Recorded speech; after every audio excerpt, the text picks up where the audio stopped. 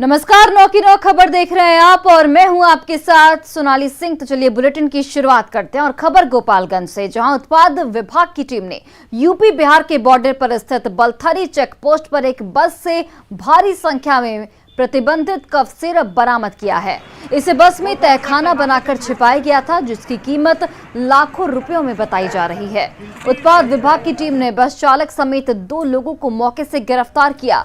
गिरफ्तार तस्करों में सारण के मशरक के अमरजीत मांझी और दिल्ली का उत्तम सिंह शामिल है। प्रतिबंधित कफ सिरप को आगरा से पटना लाया जा रहा था। बता दें कि गोपालगंज में इसके पहले भी उत्पाद विभाग की टीम नशीली दवाओं को बरामद कर चुकी है। उत्तम सिंह जो दिल्ली का है और एक अमरजीत मांझी मशरक सारण छपरा का है, ये दोनों की गिरफ्तारी हुई है बस से। और देखिए, सिवान में मैट्रिक की परीक्षा देने आई एक छात्रा अचानक परीक्षा केंद्र से लापता हो गई, जिसके बाद परिजनों का रो रो कर बुरा हाल है। मामला महादेवा ओपी थाना क्षेत्र के डाइट में बने परीक्षा केंद्र का है। बताया जा रहा है कि आंदर बाजार की रहने वाली 17 वर्षीय पूजा कुमारी और 15 वर्षीय अंजलि कुमारी दोनों एक ही परीक्षा केंद्र पर दूसरी पाली में मैट्रिक की परीक्षा देने गई थी। लेकिन परीक्षा समाप्त होने के बाद छोटी बहन अंजलि कुमारी परीक्षा केंद्र के बाहर अपने परिजनों के पास पहुंच गई। वहीं घंटों बीत जाने के बाद भी बड़ी बहन पूजा कुमारी का पता नहीं चला। काफी कोशिश के बाद भी छात्रा का कोई पता नहीं चलने पर परिजनों का रो रो कर बुरा हाल है। फिलहाल पुलिस सभी जगहों पर छापेमारी कर रही है और पता लगाने की कोशिश कर रही है कि आखिर छात्रा चली कहां गई। एग्जाम देने आई थी। बाजार घर है, रघुनाथपुर रोड।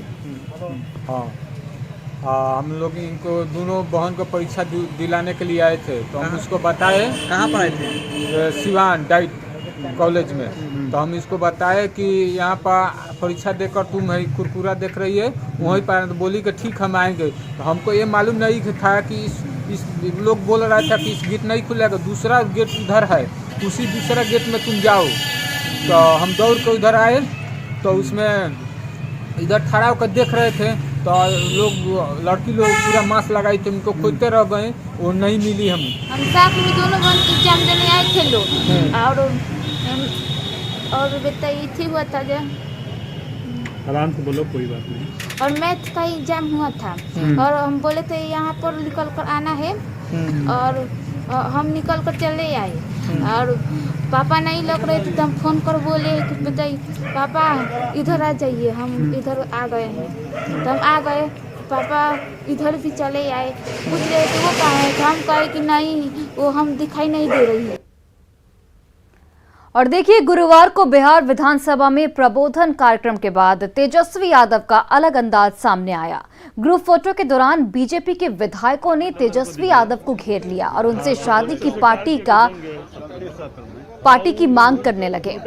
बीजेपी विधायक संजय सरावगी ने सबसे पहले तेजस्वी यादव से भोज की मांग की। इसके बाद वहां मौजूद अन्य विधायकों ने भी कहा कि शादी के बाद अब विधायकों के लिए भोज का इंतजाम कराइए।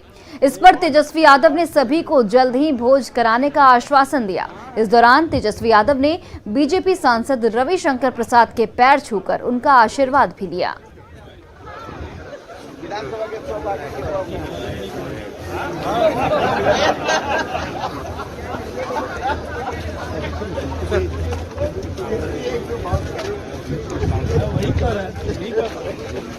हम बोले कि अब हम आपकी लीग में आ रहे हैं 2 तरीके से।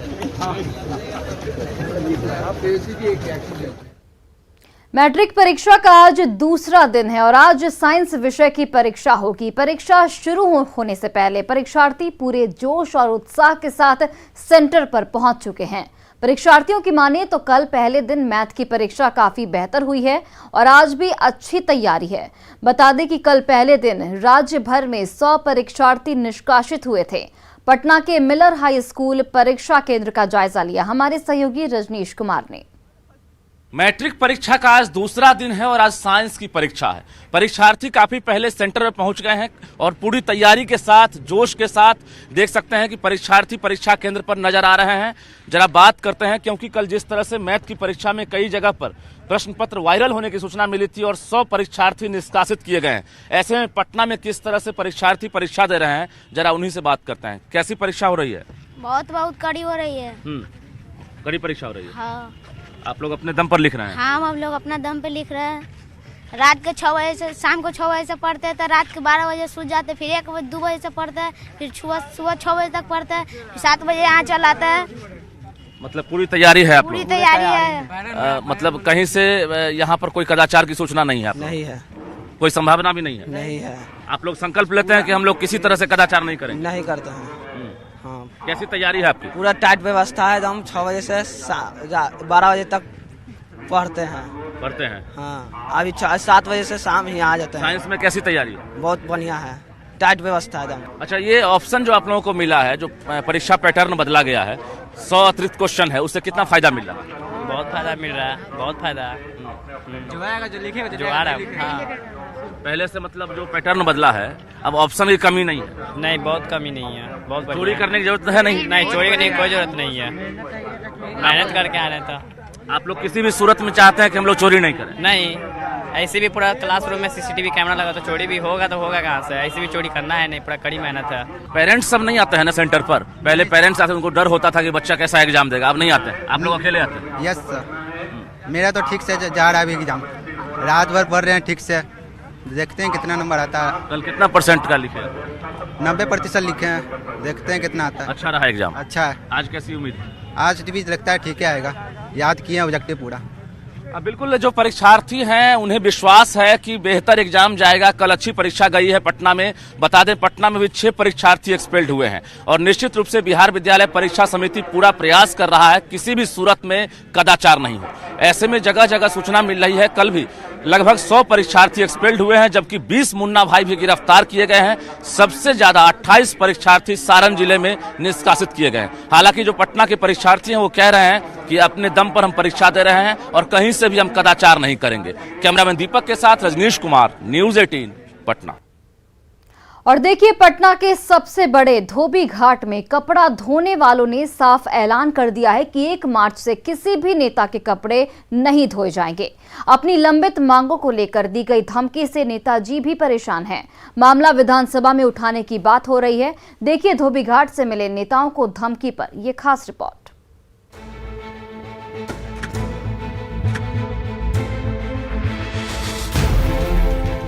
सियासत में तो नेताजी की पहचान उनके चकचक सफेद कुर्ते और पायजामे से ही होती है।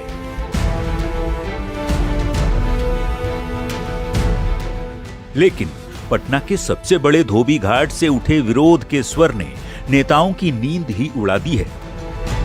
दरअसल धोबी घाट पर कपड़े धोने वालों ने ये ऐलान कर दिया है कि उनकी लंबित मांगे अब तक नहीं मानी गई हैं। ऐसे में आने वाले 1 मार्च से वे नेताओं के कपड़े नहीं धोएंगे। अगर कपड़े धुलवाना है तो पहले शर्तें मानी जाएं। इनकी शिकायत यह है कि 3 साल से धोबी घाट के निर्माण के बारे में सरकार ने बात कही थी, अब तक क्यों नहीं बना? रामविलास जी हमारे यहाँ संघ के। रामविलास जी, क्या मांग है? पटना नगर निगम ने न्यूनतम कार्यपालक पदाधिकारी को 40 लाख रुपया आवंटन भी कर दिया, उसके बाद भी निर्माण नहीं और आज 3 बरस बीत गया और आज तक देख ली धोबी घाट का जीवन। करेंगे क्या आप लोग, करेंगे क्या? मैं 1 मार्च से बिहार के मुख्यमंत्री, बिहार के सारे सांसदों, बिहार के सारे विधायकों को और बिहार जितने परिषद सदस्य हैं और इससे जुटा हुआ जो प्रशासनिक अधिकारी का 1 मार्च को हम लोग कपड़ा धोना बंद कर देंगे उनका। 1914 में इस धोबी घाट का निर्माण कराया गया था, जो वर्तमान में पटना के बेली रोड के पास हड़ताली मोड़ के नजदीक है।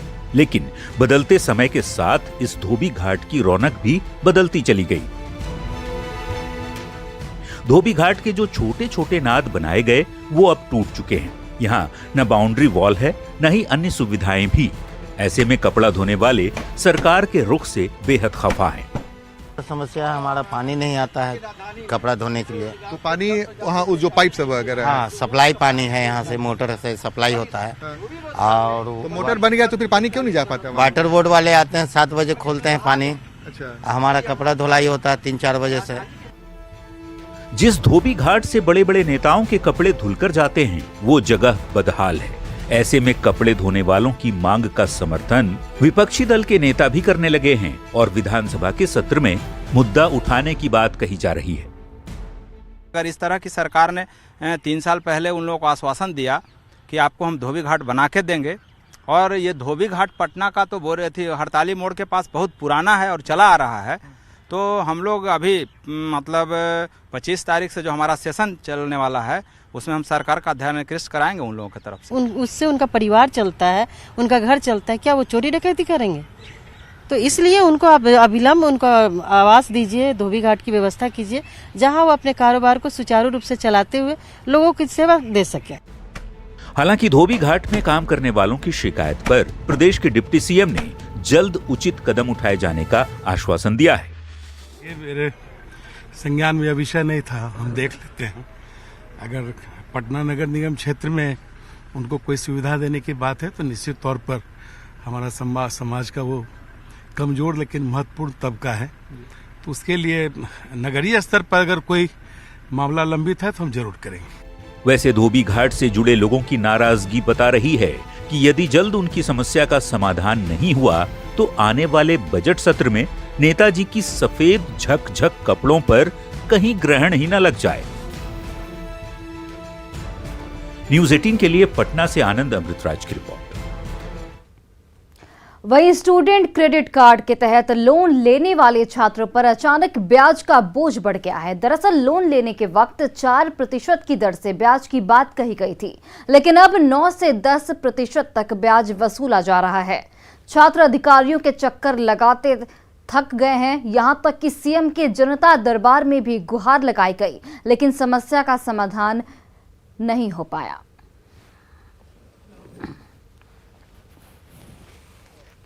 स्टूडेंट क्रेडिट कार्ड के तहत बिहार के छात्रों ने लोन तो ले लिया, लेकिन लोन चुकाना काफी महंगा पड़ रहा है, क्योंकि इंटरेस्ट की राशि काफी बढ़ा दी गई है। ऐसे में छात्रों से ही जानते हैं कि आखिर परेशानी क्यों बढ़ी है, क्योंकि सीएम के जनता दरबार में भी छात्रों ने फरियाद लगाई थी, सीएम भी हैरान हुए थे। जरा बात करते हैं कि आखिर आप लोग लगातार सचिवालय से लेकर अधिकारियों के पास चक्कर काट रहे हैं, क्या परेशानी है? प्रोसेस ये था कि आप लोगों को पढ़ाई के कंप्लीट होने के बाद 1 साल के बाद से आप लोगों को रेट लगेगा, इंटरेस्ट रेट लगेगा, वो भी तब जब आपके पास कोई जॉब होगा। अगर आपके पास कोई जॉब नहीं तो आपको कोई रेट नहीं लगेगा। अगर आपने 4 लाख रुपये लिया है तो आपका जो आउटस्टैंडिंग बैलेंस होगा वो 4 लाख ही होगा, जब तक कि आपको जॉब ना लग जाए। लेकिन हुआ कि हम लोग के साथ कि बैंक ने शुरू से ही फर्स्ट इंस्टॉलमेंट से ही, जब हमारा फर्स्ट पैसा आया था तब से ही रेट जोड़ना शुरू कर दिया। इस चक्कर में क्या हो गया कि हम लोगों का जो आउटस्टैंडिंग बैलेंस है वो 5.5 लाख हो गया है। शुरू में हमने तो लोन ले लिया, पर अब चुकाने में पेरेंट्स को लग रहा है कि अब ये क्या बला आ गई है। शुरू में हमसे प्रॉमिस किया गया था कि इंटरेस्ट रेट कम होगी, अभी आप लोग जैसे कि देखा कि 9%, 10%, ये अनबेरेबल है सर। हमारा एक ही अनुरोध है सरकार से कि सर आपने जो हमसे प्रॉमिस किया था 4% का लो इंटरेस्ट रेट लेंगे, आप हमें उस पर आएँ, हमसे कम इंटरेस्ट ले, हम लोग सब देने के लिए तैयार है। कारण कुछ नहीं बता रहे हैं, ऐसे ही बोल रहे हैं कि आप लोग बैंक से लियो, बैंक से डील करो, जबकि उस टाइम गारंटर तो गवर्नमेंट थी। गवर्नमेंट के कहने पे हम लोगों ने 4% पर लिया। हम लोग के पास कार्ड भी है जो गवर्नमेंट ने मुझे कार्ड दिखा दीजिए आप लोग। बिल्कुल देखिए, ये कहीं ना कहीं एक तरह से गुहार लगा रहे हैं सरकार से, और यही स्टूडेंट क्रेडिट कार्ड जो देख सकते हैं यही इशू किया गया था। सभी अभी फिलहाल जॉब में है, और कोई बीटेक कर रहा है, कोई बाकी कोर्स कर रहा है, यानी हायर एजुकेशन के लिए 4 लाख रुपए सरकार जो है खुद की गारंटी पर पैसा जो है पे की थी। लेकिन उसके बाद जब लोन अब चुकाना है उस वक्त इंटरेस्ट की राशि अचानक जो उसमें इजाफा हो गया है। तो ये परेशानी है, और परेशानी आपने भी सुना कि सभी स्टूडेंट्स 2017 में स्टूडेंट क्रेडिट कार्ड योजना के तहत लोन तो ले लिए, लेकिन जो को एप्लीकेंट हैं उनके अकाउंट से जब अत्यधिक राशि काटी जाने लगी, यानी 9.5 से 10.5% तक, जबकि शर्त था 4% ही राशि काटने का। ऐसे में स्टूडेंट जो है सीएम नीतीश कुमार के जनता दरबार से लेकर अधिकारियों के यहाँ लगातार चक्कर काट रहे हैं, बावजूद अब तक समाधान नहीं निकला है। ऐसे में स्टूडेंट्स अब न्यूज़ 18 के जरिए सरकार से गुहार कर रहे हैं कि हमारी गुहार सुनो सरकार। रजनीश कुमार, न्यूज़ 18, पटना। और खबर वैशाली के महुआ से है, जहां रूस और यूक्रेन के संभावित युद्ध को देखते हुए एक वीडियो मैसेज जारी किया गया है। दरअसल यूक्रेन में 3 वर्षों से MBBS की पढ़ाई कर रहे शशिभूषण कुमार ने यह मैसेज अपने माता पिता को भेजा है। मैसेज में शशिभूषण कुमार ने बताया है कि वे 3 सालों से पढ़ाई कर रहे हैं, लेकिन 1 महीने से युद्ध की स्थिति बनी हुई है। फिर भी मैं गुजारिश करता हूं कि आप लोग चिंता न करें। शशिभूषण कुमार ने बताया कि युद्ध में सिविलियन पर हमला नहीं किया जाता है और भारत सरकार पूर्ण रूप से वहां के भारतीय लोगों के संपर्क में है। वहीं शशिभूषण के माता पिता और दोनों लगातार संभावित यूक्रेन और रूस के युद्ध को देखकर घबराए हुए हैं। मेरा नाम शशि कुमार है। मैं पटना बिहार का निवासी हूँ, पर पिछले 3 वर्षों से मैं यूक्रेन में रह के MBBS की पढ़ाई कर रहा हूँ। जैसा आप सभी जानते हैं कि यूक्रेन और रशिया का जो विवाद है वो पिछले 1 महीनों में काफ़ी बढ़ गया है। ये इतना ज़्यादा बढ़ गया है कि कभी भी युद्ध का रूप ले सकता है। इसीलिए सभी पेरेंट्स, बच्चे जो यहाँ स्टूडेंट्स पढ़ रहे हैं, सब थोड़ा बहुत डरे हुए हैं, क्योंकि स्थिति भी वो संतोषजनक नहीं कही जा सकती है। तो फिर भी मैं आप सबसे गुजारिश करूँगा, सभी स्टूडेंट से, सभी पेरेंट्स से, कि बिल्कुल भी चिंता ना करें। इसके पीछे 2 कारण हैं। एक तो किसी भी युद्ध में सिविलियन पे हमला होता नहीं है, तो इसलिए आप चिंता ना करें। दूसरा ये कि हमारी जो एम्बेसी है और हमारी जो सरकार है उस पर हमें पूरा भरोसा है। उन्होंने अच्छा काम पिछले कोरोना काल में भी किया है।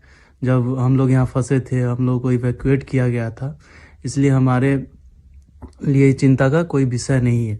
अपना जो भारत देश है, अब तो ये पूरा सबको पता है कि कंट्री बहुत अच्छा हो गया है, पहले से बेहतर है, इसलिए हम लोग का चिंता कम है। कल कि वो लोग अपना खुद करेंगे कि क्या करना है, नहीं करना है। हम लोग का यही रिक्वेस्ट है कि अपना भारत के बच्चे, स्टूडेंट सबको सही सलामत अपना देश आ जाए, बच्चा सुरक्षित रहे और सुरक्षित यहाँ वापस लाया जाए इंडिया। और जो माहौल जो देख रहे हैं बच्चा अंदरूनी में, अब वहाँ उसका कुछ माहौल का पता नहीं रहता। हम लोग यहाँ न्यूज़ देखते हैं, न्यूज़ से घबराते हैं, परेशान हैं, और बच्चे को सुरक्षा यहाँ इंडिया लाया जाए।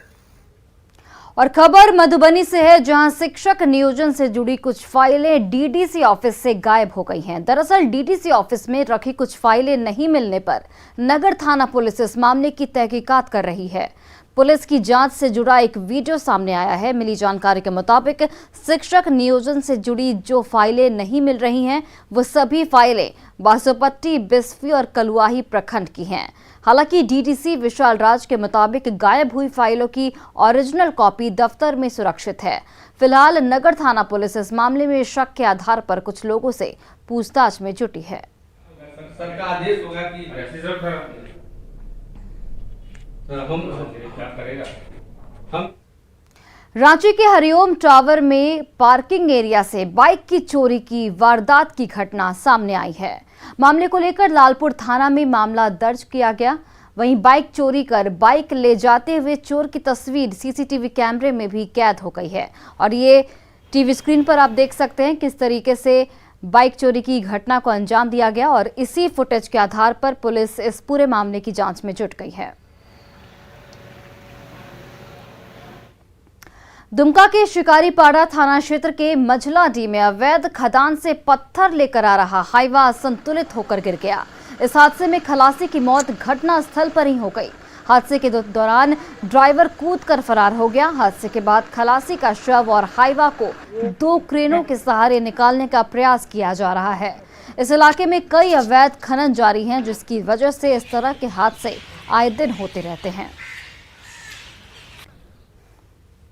खबर कोडरमा से, जहां लगातार 3 दिनों में चोरी की तीसरी घटना सामने आई है। ताजा मामला तिलैया थाना क्षेत्र के सामंतो काली मंदिर के पास का है, जहां 2 अपराधियों ने शहर के बीचों बीच पुलिस बनकर रोड पर चेकिंग के दौरान एक व्यक्ति के बैग से 66,000 रुपए की चोरी कर ली। घटना की सूचना के बाद मौके पर तिलैया थाना के एसआई ऋषिकेश सिन्हा दल बल के साथ पहुंचे और मामले की जानकारी ली।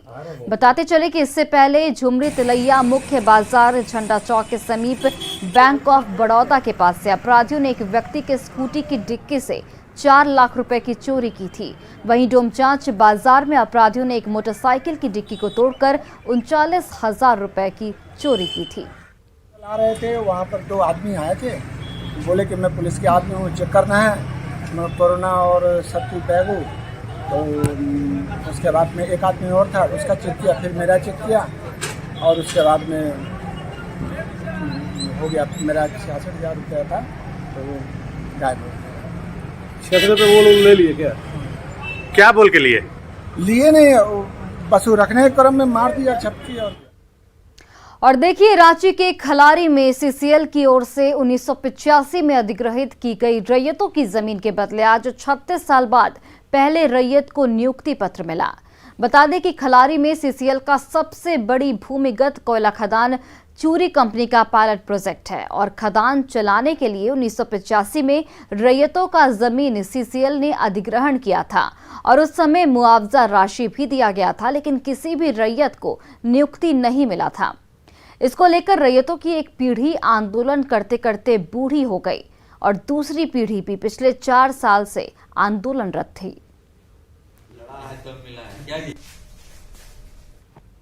यूटिलाइजेशन सर्टिफिकेट वगैरह की जांच करते हुए इस प्रक्रिया को अंतिम मूर्त रूप दिया गया और आने वाले दिनों में और भी कुछ लोगों का आने वाला है। चूरी की तरफ से नौकरी मिलेगी।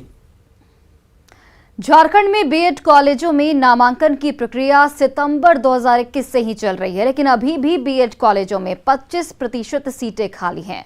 कॉलेजों में झारखंड संयुक्त प्रतियोगिता प्रवेश परीक्षा के द्वारा नामांकन प्रक्रिया की जा रही है। कोरोना को देखते हुए पार्षद ने मेरिट लिस्ट के आधार पर विद्यार्थियों को संबंधित बीएड कॉलेज में नामांकन के लिए अनुशंसा की थी। इसको लेकर 4 बार काउंसिल भी हुई थी, फिर भी सीटें खाली हैं। झारखंड में कुल 136 सरकारी और निजी कॉलेज हैं, जिसमें 13,000 से अधिक सीटें हैं।